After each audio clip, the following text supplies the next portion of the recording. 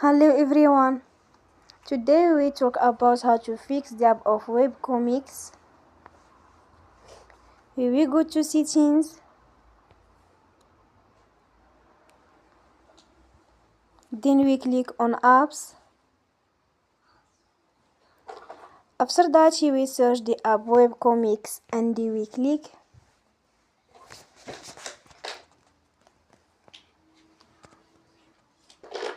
Then we will enforce stop.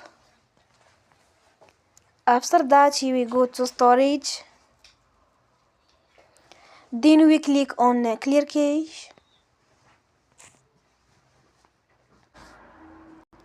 In the end, turn off your phone and you will restart your phone again.